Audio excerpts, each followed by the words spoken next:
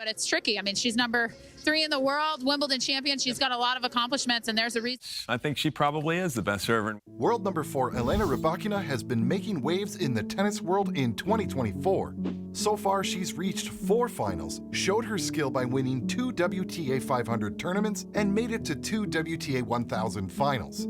As the young Grand Slam winner continues to grow and accumulate many elite tennis sponsorship deals, the real question is, what does the tennis community really think of Elena Rybakina? There's no better place to start than by taking a look at what one of her oldest rivals has to say about her at their recent match at the 2024 Qatar Open. Really tough, so congrats to Elena for a great tournament, and to your team, you're doing a great job. Iga Swiatek won against Rybakina in a thrilling final in Doha this year, marking her 3rd consecutive win at this event and starting the season with a notable victory. Despite a challenging match, particularly with the gusty winds, Iga, helped by her tennis fitness regimen, managed a comeback after initially falling behind. The match was a test of resilience and strategy, especially after Rybakina suffered a mishap, injuring herself during the game, which momentarily shifted the momentum. After the win, though, Iga highlighted the intense first set. It was long. I wasn't expecting that. It was tough, and praised Rybakina for her performance. Congrats to Elena for a great tournament and to her team. We played so many, tough matches that I think it's going to be just great if we continue. And in a February chat this year, Iga shared some more thoughts on her rivalry with Rybakina, emphasizing the intensity and tactical challenges that come with their matches. Iga also spoke about the evolving nature of her competition with Rybakina, mentioning how their frequent encounters have required them to constantly innovate their strategies. Well, for sure, like I said, totally different situation than last year. It's nice to have, somebody constantly kind of watching you. We played so many matches against each other that tactically we know our game pretty well, she said. This dynamic has added an exciting layer to their rivalry, reminiscent of the challenges faced by the legendary Big Three in men's tennis. Regarding her relationship with Rybakina and Sabalenka, Iga was candid, saying, "Honestly, I can't say I have any deep relationship with them. We respect each other, and that's all I would say." Now moving on, what do you think happened to Rybakina at the latest main event in the US at the end of this March? Is not an easy person to read with her shots, and it's hard to anticipate where she's going to go. In a remarkable Miami Open final, Rybakina faced off against the American Danielle, marking a significant moment in the tournament. Collins, equipped with her premium athletic wear, won with a score of 7-5, 6-3, earning the most impressive title of her final professional year. Announcing her retirement earlier in the season, Collins approached her farewell year with a sense of liberation, playing with unmatched determination. But Collins praised Rybakina's gameplay, acknowledging her as a formidable and aggressive competitor. She specifically said, "Well, we played before a couple of times, and it was always tough matches. She's playing very aggressive. I think just these first few shots of the point, you need to be very reactive." Collins reflected on the intense competition Rybakina provided and the necessity to be quick and responsive to her aggressive style on the court. This was Rybakina's 2nd year in a row losing at the Miami Open. Last year, she lost against Petra Kvitova in the final in straight sets, with Kvitova securing a 7-6, 6-2 victory. This win was particularly significant for Kvitova as it broke Rybakina's winning streak and stopped her from achieving the Sunshine Double, basically winning both Indian Wells and Miami Open. Reflecting on her victory, Kvitova said, "Elena didn't lose a tiebreak this year, and I had it in my mind. I said, she has to lose at some point. So I kept going, and I had to be a little bit more aggressive, which I had in the end, but during the tiebreak, I struggled." But what do you think her main sponsor thinks of the Russian-born Kazakh tennis player?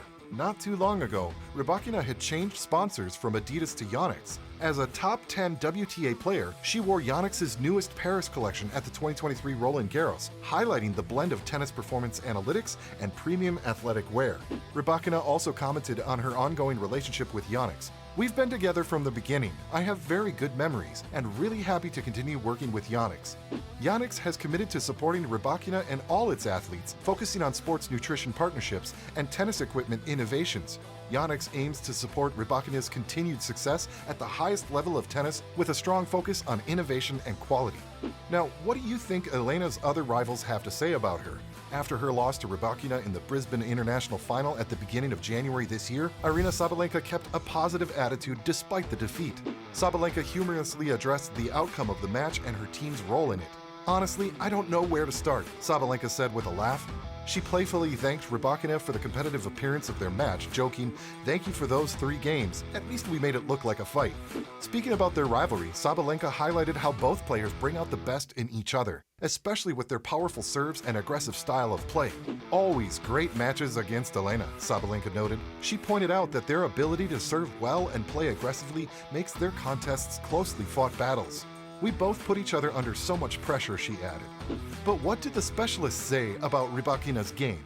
Full respect to the Garcias and the Coco Gauffs. Is she the best server in women's tennis? After this year's Abu Dhabi final win, experts on Tennis Channel Live discussed Rybakina's serving skill, suggesting she might now be the top server in women's tennis, even compared to other strong servers like Coco Gauff and Caroline Garcia. They noted Rybakina's serve speed reaching up to 127 miles per hour in the final. One commenter expressed confidence in Rybakina's capabilities, stating, "Yes, I think she probably is the best server in women's tennis." Rybakina at her best is very tough, noting that while opponents can challenge her by making her play, Rybakina's peak performance is often unbeatable. Now, of course, it isn't all smooth sailing to the top. Why is that? Well, Rybakina has also had her fair share of controversies over the year.